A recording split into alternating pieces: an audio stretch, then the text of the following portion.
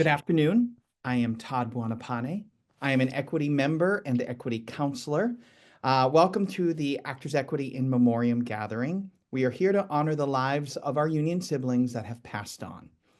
I'm going to start by reading the code of conduct that is read before every official equity gathering.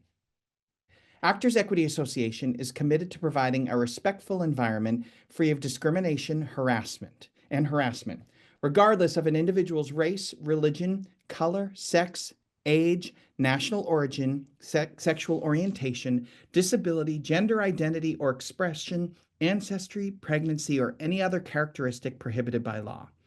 Because the union expects participants in its activities, events, and meetings to respect one another and to recognize and value individual differences, Actors Equity Association will not tolerate discriminatory, harassing, disrespectful, or otherwise unacceptable behavior at any of its activities, events, or meetings.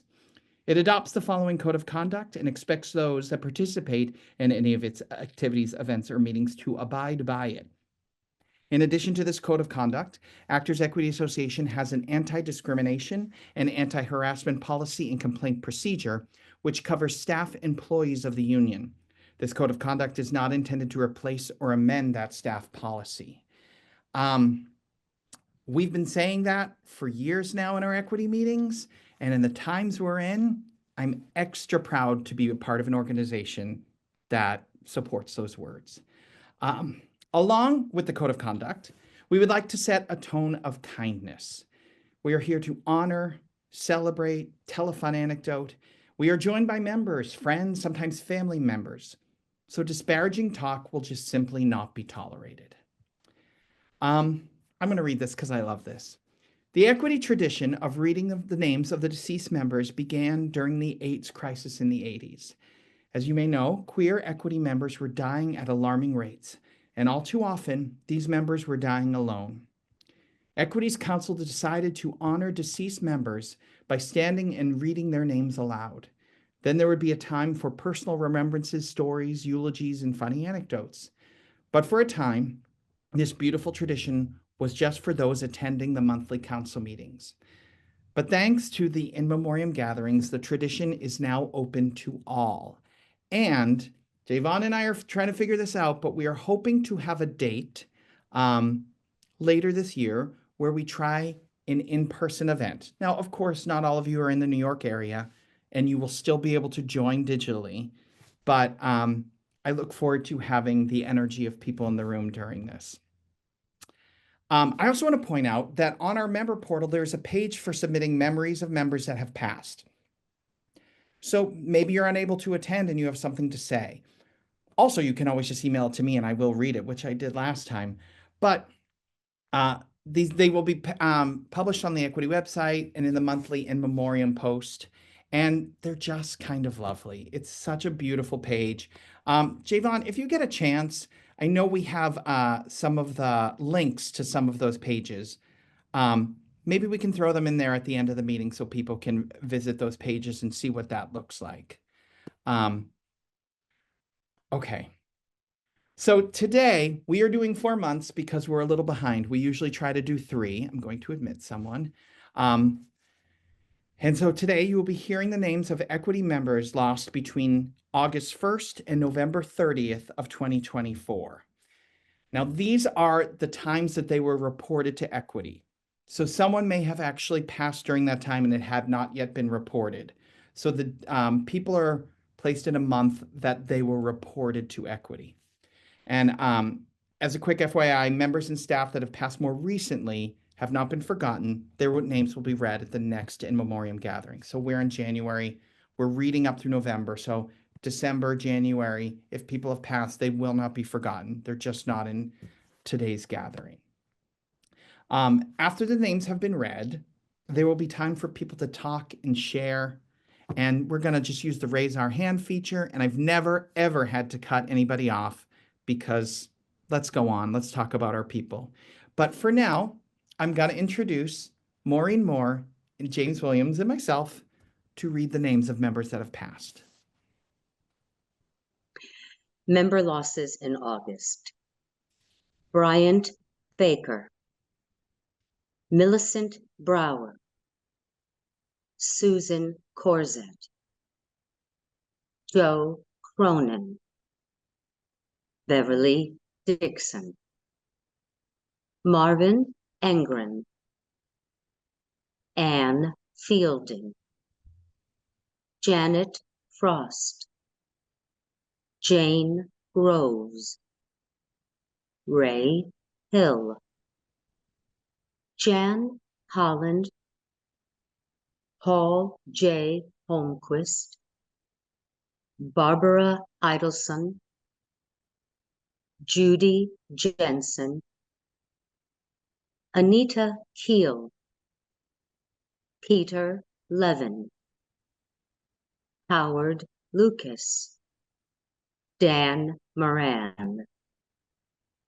Luri Horns Pfeffer, Julia Sandra Rand, Juliet Randall, Robert Riley, Gina Rowlands, Bud Schweik, Court Sweeting, Jamie Thomas, Ron Thompson, Elizabeth Walsh, W. Francis Walters, Ed Wheeler, Chandra Woley, James Young. Member losses in September. Linda Abronsky, Suzanne Airy, Richard Andrew, Adrian Bailey, Gretchen Becker, Eugene Bowles, Gwendolyn Brown, Joshua Bryant, Christina Callahan, James Casano, Martha Cataldo, Jonas Cheney, Peter Church, Gavin Creel, Corinne Davis, Drew Dempsey, David Demortier, Joe Duquette, Paula Francis Hart, Mary Pat Green,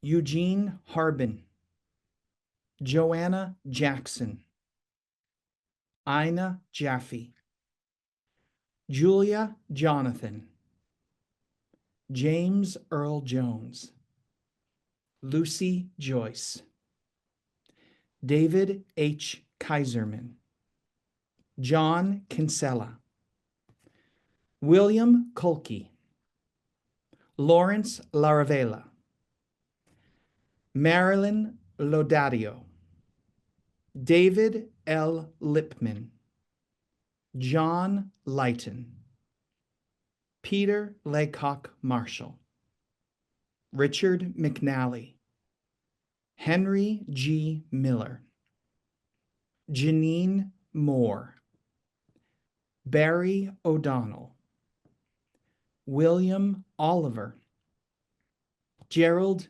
Owens, Tina Paul, Stan Place, Dan Plasinski, Robert Pasillo, Peter Renaday, Joe Ring, Jane Sanders, Peter J. Saputo, Mark Sorrow, Maggie Smith, Arlen Dean Snyder, Ted Sprague, Sandy Sprung, Steve Stevenson, John Stinson, Ted Story, Elliot Street, Neil I.B. Taff, Robert Taraski, Donna Theodore, Peter Jack Tatch, Melissa R. Wegeman, June L. Walker, Marilee Warner, Vance Wells, Thomas Wilson, Jen Wolfe, Alan Lee Wong, Andy Yavalo, Sheldon Bruce Zeff. James? Member losses in October.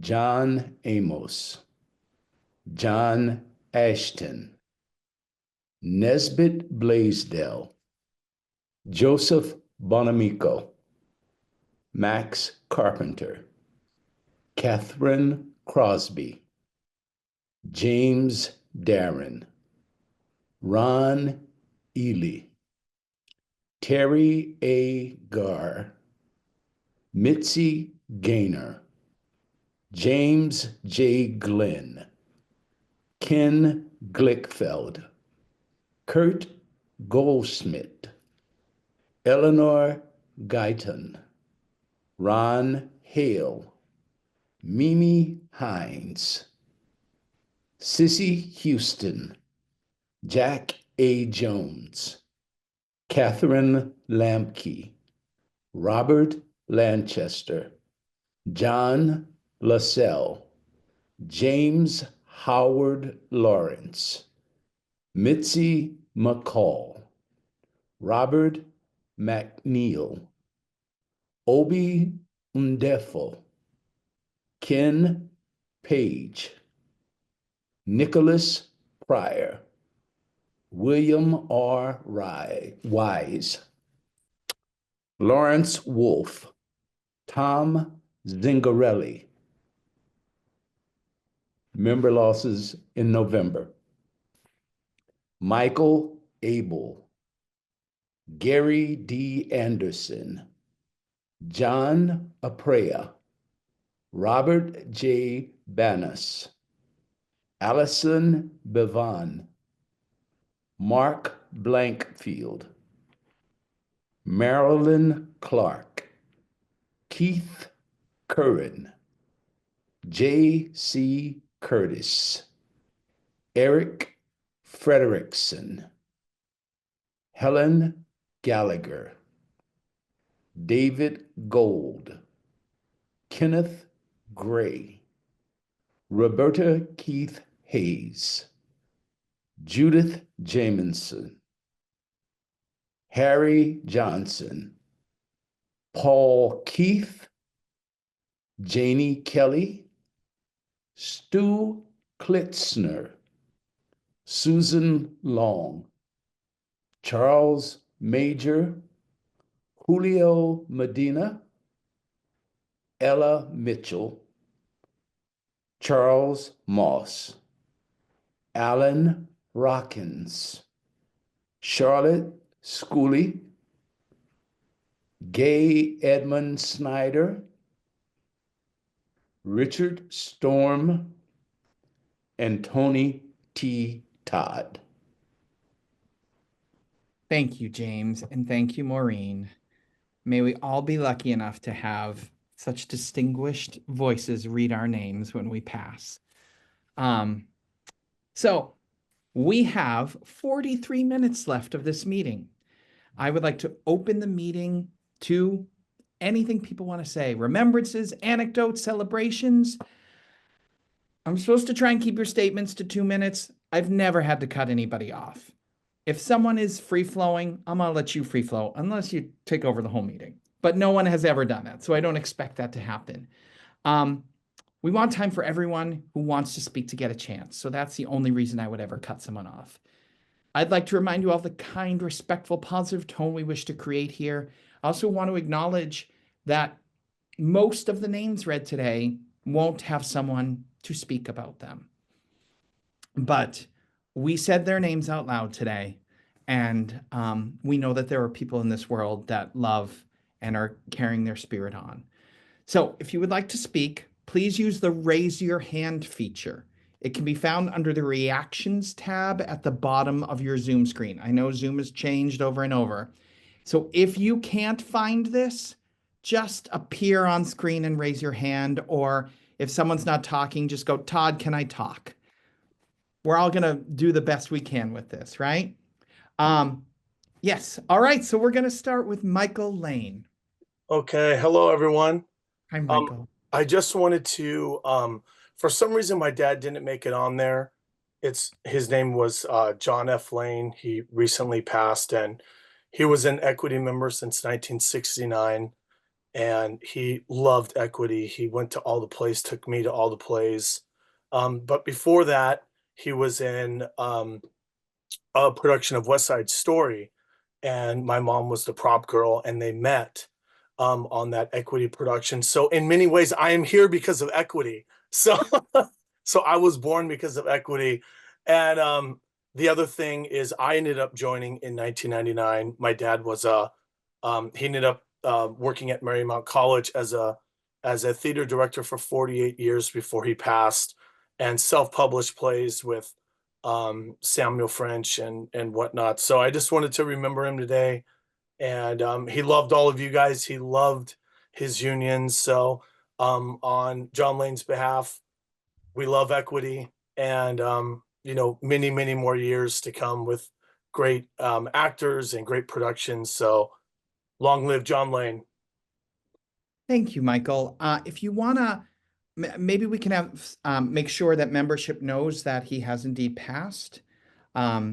Because especially because if there's any member benefits coming your way passed on through pension or whatnot, we want to make sure that membership knows this. So, Javon, can we just give him an email to membership to make sure that he might have access? Thank You you. so much for sharing. Thank you. Sure. D. Hody. Hi, everybody. Michael, I'm sorry about your dad. I Thank you. apologize. I have some laryngitis, so I'm going to try to be quick. There were so many people on this list that I knew of or was a fan of, but I didn't I wanted to be Maggie Smith when I grew up to Jenna Rollins. I mean, Gavin, I can't even, but Mary Pat Green, who was a fellow counselor when I was, James Earl Jones, John Amos, Catherine Crosby, Jimmy Darren and I shot commercials together in the 80s in LA. It was one of the best gigs I had until I was in a hit show on Broadway. Helped me get a down payment for my apartment. He was a lovely, lovely guy. Ron Ely was, like the hunky Tarzan. Terry Garr, the funniest woman, just hilarious. Mitzi Gaynor on The Tonight Show, just always, and Mimi Hines, she was so sexy, and Mimi was so funny with her chipmunk cheeks. Sissy Houston, great voice, amazing, legacy she leaves behind us. Jack Jones. I worked with Ken Page, who I loved and adored, and only got him for a minute at the Muni. He played a nurse in A Nonsense at the Muni. I, believe it or not, played the Mother Superior. He was hilarious. I had to bite my cheeks when he was on stage because he would always do something to crack all of us up. Judith Jameson, great dance. I also worked with Helen Gallagher. We were in a play together of Arthur Lawrence's out at George Street Playhouse. And she was lovely and gracious, and she was freaking Helen Gallagher. It's just I pinch myself all the time. I've been so lucky. I've met such wonderful people in my career, and I've learned from them and been able to admire them from afar and hold them not just in my memory, but in my heart. So this is a happy day, but a sad day for all of us. So sorry, I can't talk very well, but thank you. Thank Thank you, Dee. Thank you. Maureen. Thank you, Todd, and thank you, Dee, hi, Dee, for listing all those people who have made a tremendous impression on all of us. And I would like to talk about Ken Page, who was a personal friend of mine. I met Ken when he was an apprentice at the Muni in St. Louis. And I was doing, I think it was Gypsy. But from the moment I met him, the warmth, and he was just luminescent, and he was quite young. And I remember what he was wearing. I mean, we're talking in the 70s.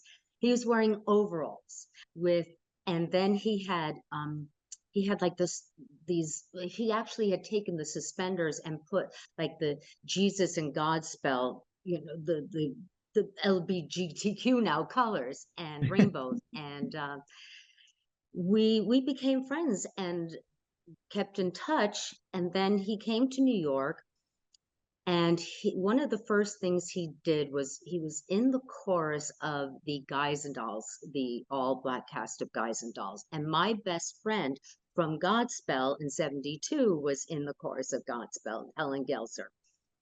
And they became close friends. And then Gail Nelson, who was in that, became friends. And the five of us would, I mean, we were texting every week, this group chain, and his talent was so big and so warm, and you just could not keep up with this guy's talent. And if any of the older of us members had seen Ain't Misbehavin', well, that cast in general, but all of them were standouts, but he was something special. So Ken, miss you desperately. And thank you, God, for giving him that talent. Thank you, Maureen. There was a filmed version of Ain't Misbehavin' that was on HBO or Showtime or something. And my parents knew something was wrong when all I wanted to do was come home from school and watch Ain't Misbehavin' every day. I wasn't a normal child. Lynn Humphrey. Hi, Maureen. I can't believe we don't know each other. Ken and I have done quite a few shows at the Muni together, and I did Godspell with Helen. And so it seems like, as normal, Equity is a very small family. And I also started my Equity career back at Starlight with Helen Gallagher doing Gooch. And in 1969 or something, and she was, I mean, so incredibly inspiring. But yes, I really do want to just talk about my Kenny Page.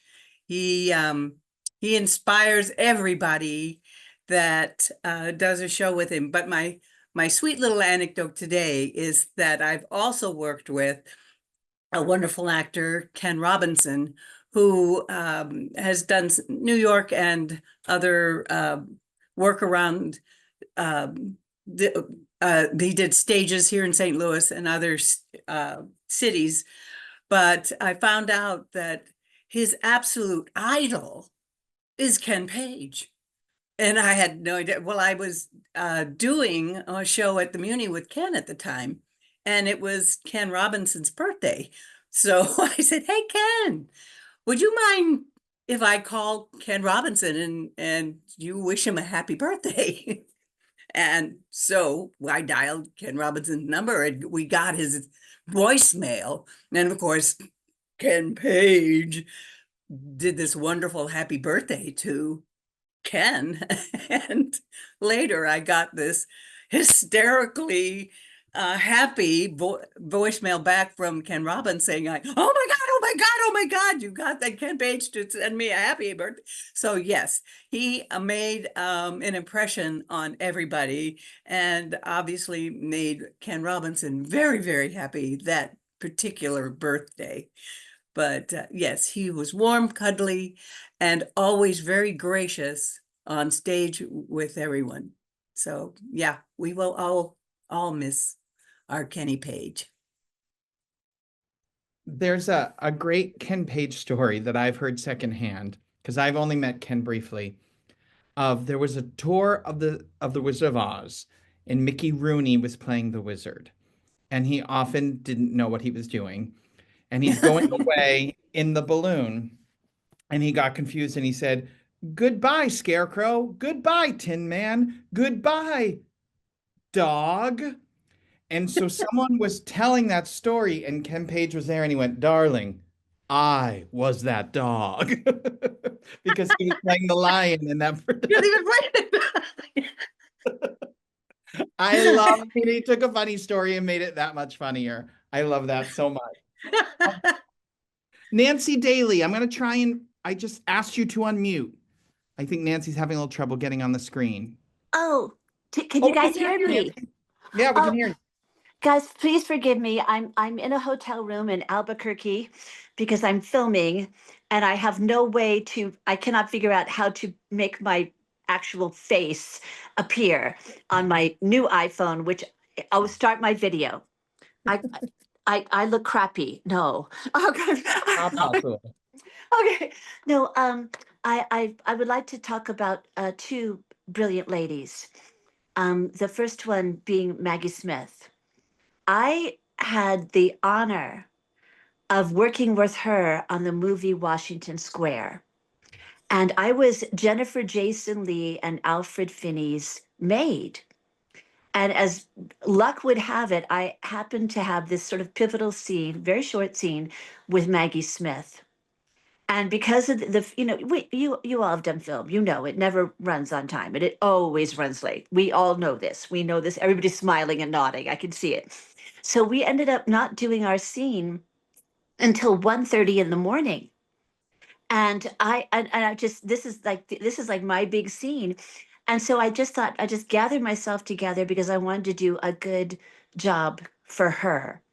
And the director came over and was sort of talking about the scene and the blocking and whatever, and suggested that when Maggie's character asked for the letter I was holding from Jennifer Jason Leigh, that I just hand it over. And I said, well, actually, she wouldn't do that. She wouldn't give it up that quickly. She wouldn't give it up that easily. And Maggie looked at me and her eyes opened and she went, she's right. And I thought, whoa, okay. Okay. So we got in position, we were looking at each other, and I just winked at her. I don't know where it came from. I winked at her, and this great big smile came over her face. And we did the scene. And I think if I recall, we never had to do more than one take of each setup because it went that fast. And afterwards, she came over to me. She reached out for my hands and she looked at me and she smiled and she said, "We did it." And that is beautiful. So now that's my go-to if I'm on, doing a scene with someone. It's really I know it's really important. I hold the other actor's hands and I say, "We did it." So, but I can go to the end of the list if you want me to, Todd. But I do want to No, talk about. keep going. We're good. We're enjoying Okay, it. okay. I do have to talk about, for many of us, our beloved fellow counselor, Mary Pat Green. And okay, now I'm glad you guys can't see me. She joined our council in 2015.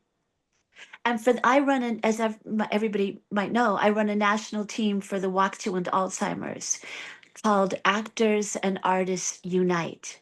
And from the very beginning, she was very supportive of this teen. She was always working, so she was never able to walk with us. But she would, at the end of the season, I would always get a call. How did the season go? How did the team do? Every single year. And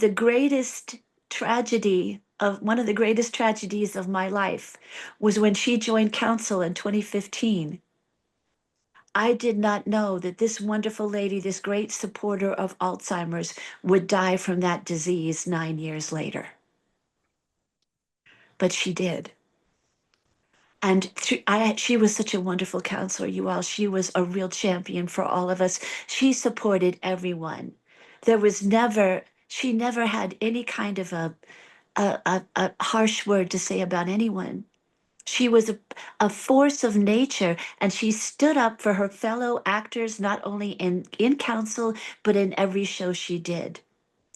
So I found out when she died in September, the beginning of our walk season, I founded two teams in her honor. The first one was was Actors and Artists Night Santa Clarita for MPG.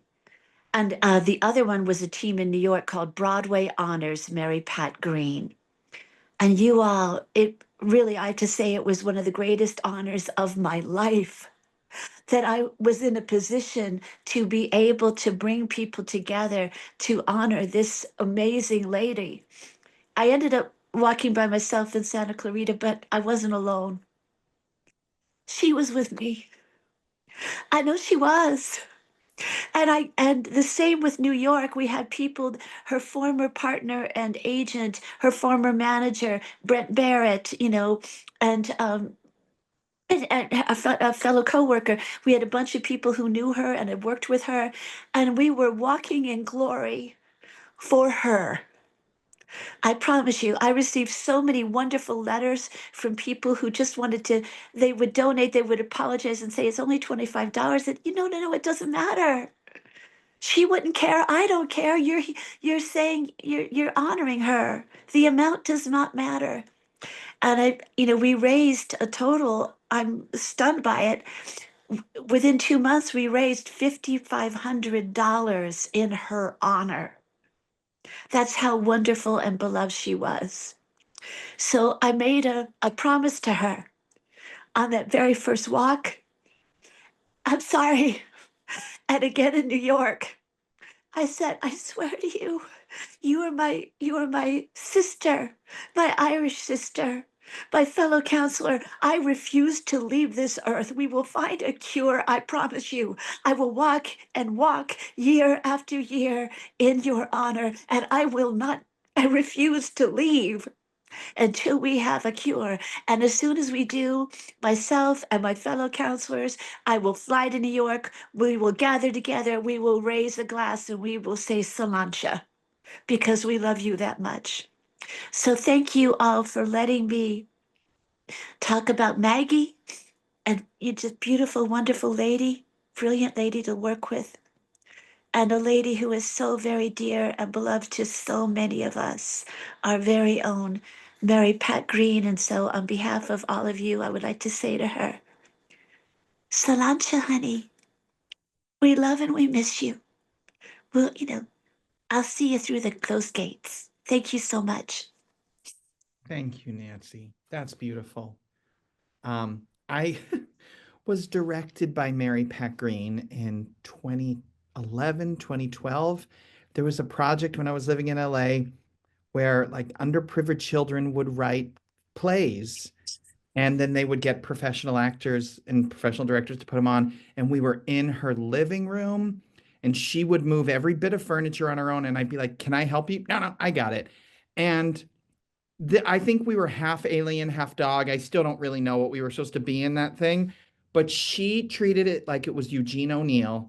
And we took it so seriously. And it was like one of the more joyous things I've done in my life. And it was before we were both counselors. So that's so interesting. Gail. Hi, can you see me? Yes, we can see you. Yes. And hear me? Hi, I'm so glad that I am here with you today. My name is Gail Turner. I've been with Actors Equity, my goodness, since 1976. And I wanted to take a moment. My heart is a little full, but I wanted to honor my dear members of The Wiz, which was Ken Page.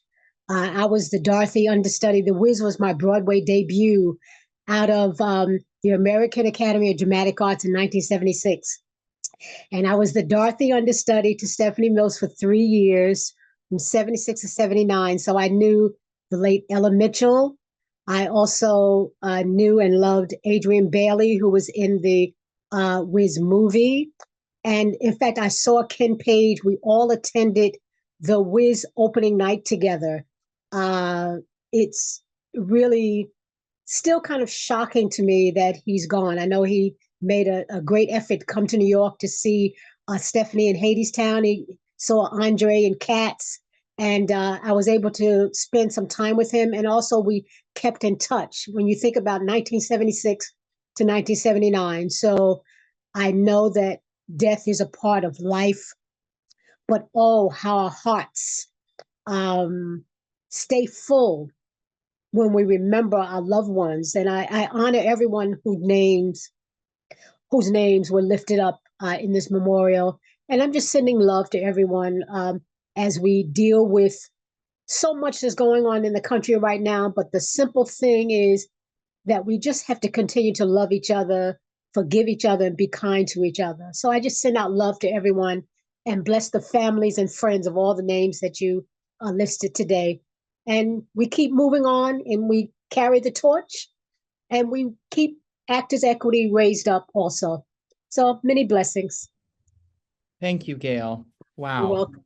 My theater nerd gay heart is bursting with everything you just said.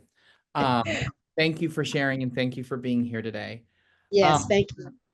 I'm going to take a minute to talk about Gavin Creel because Gavin, an extraordinary human. We went to Michigan together, University of Michigan together.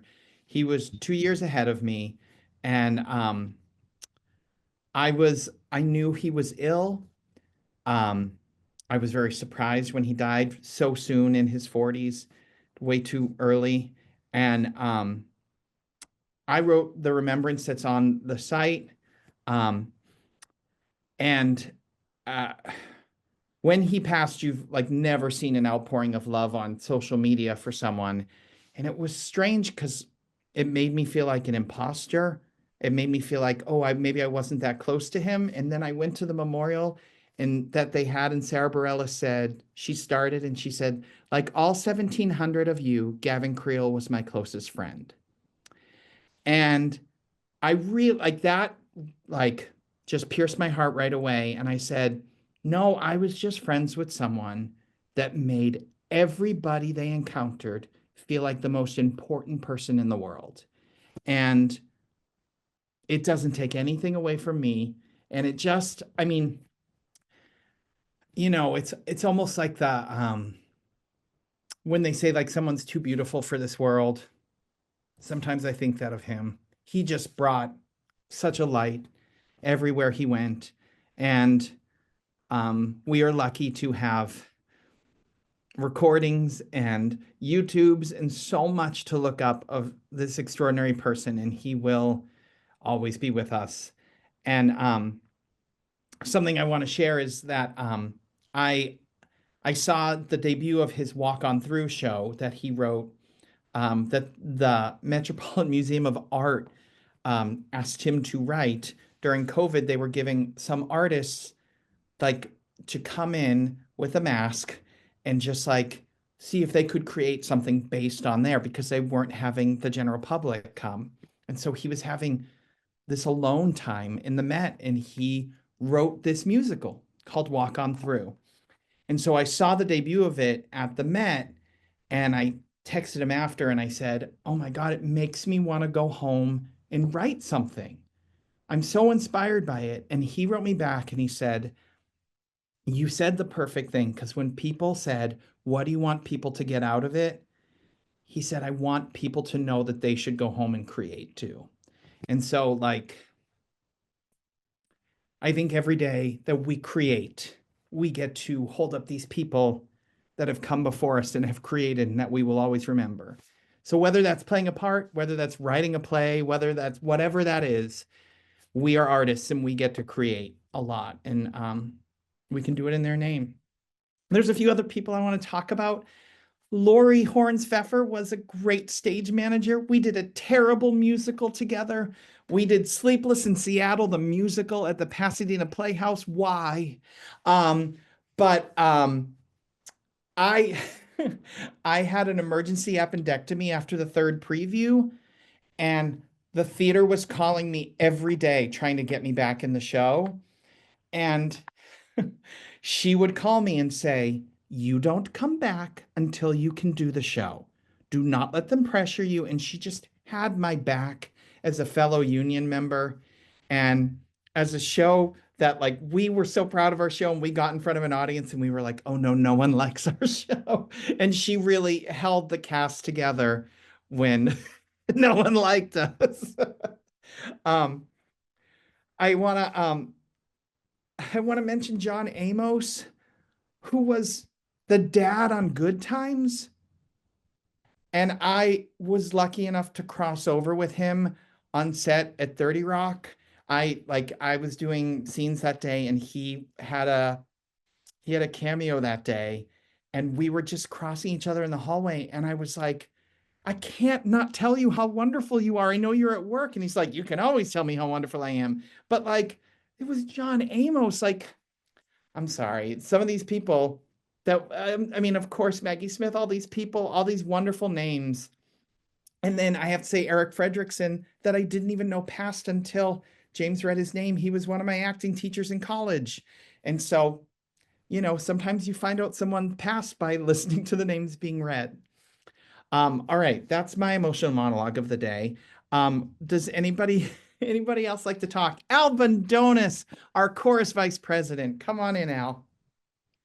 Hey, everybody. Todd, thank you for the time, and to everyone, thank you so very much for showing up. I love these memorial gatherings because it gives us a chance to talk about the names we don't hear on a daily basis.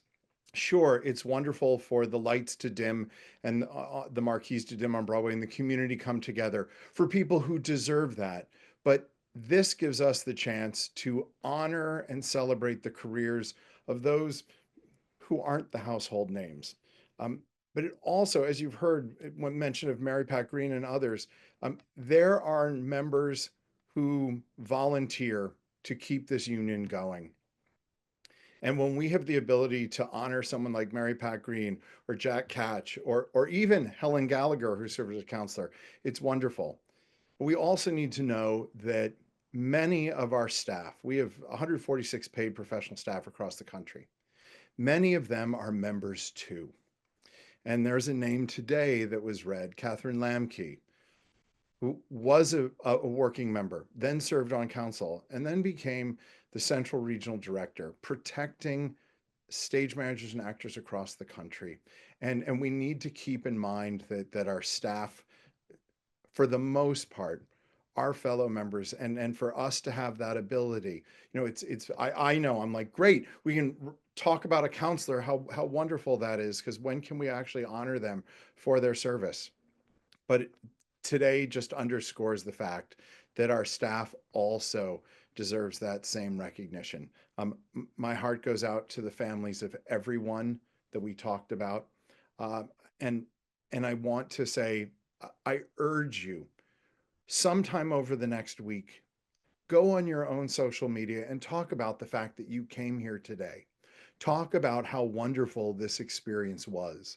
We have a small but mighty crowd here today. There have been some that have been very crowded, but these memorial gatherings only succeed when people show up and speak. So talk in the next week, just put it out there and your fellow members will see it. And then I'm going to ask you again, when you get the notice that 3 or 4 months from now, we're doing it again, before it happens, put it out there again.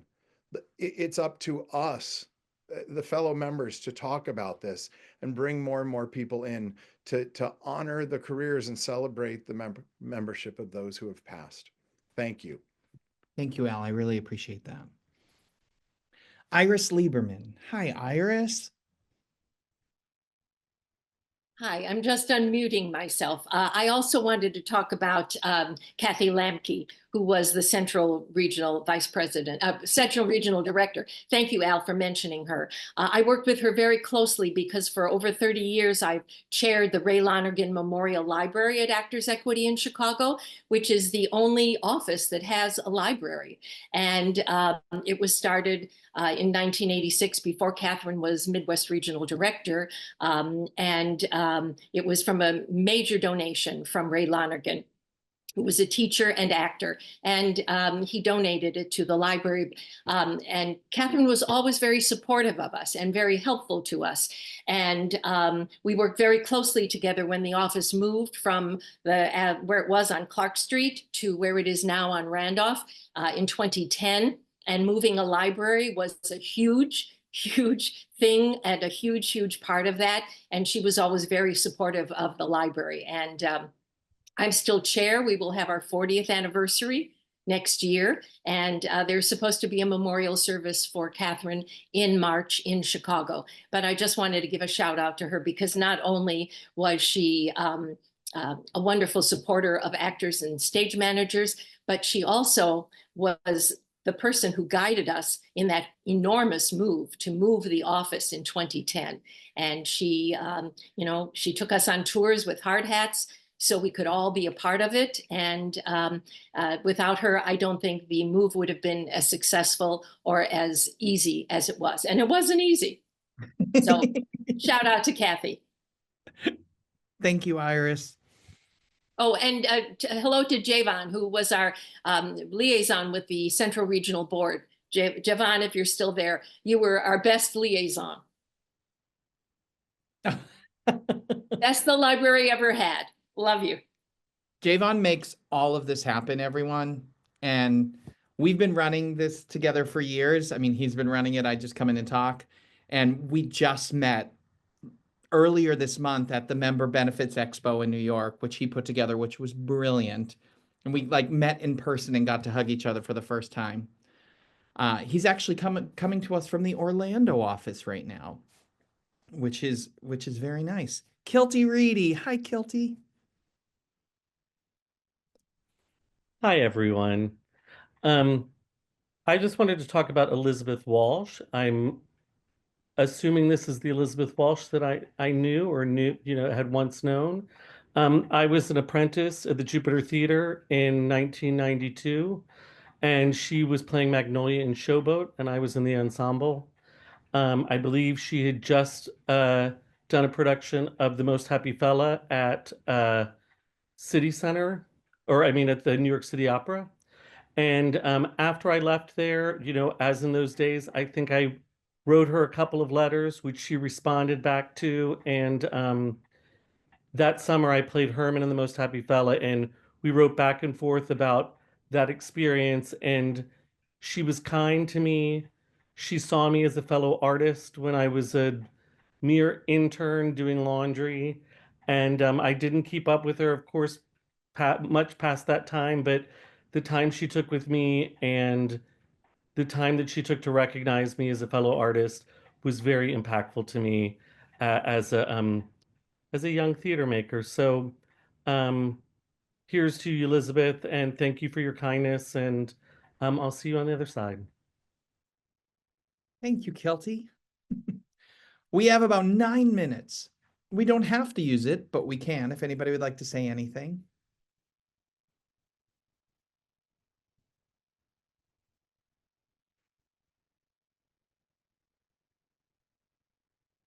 Okay. That is the end of our meeting. And like Al Bondona said, if you can spread the word, I don't know about you all, but something that's about people passing away and about expressing my loss, I am so uplifted every time after these. And so if you can spread the word about how beautiful these are, I would really appreciate it. I would love these to catch fire. If you have any constructive advice on how we can do this better, you can email me. I think Javon can pop my email in somewhere. It's tbuanapane@actorsequity.org. I think maybe we can pop it in the chat or something. Or we can just put it on the screen. Here we go. That's me. It's a very confusing name. But I thank you all for being here, and have a wonderful Monday evening, and thank you for filling up my day with joy.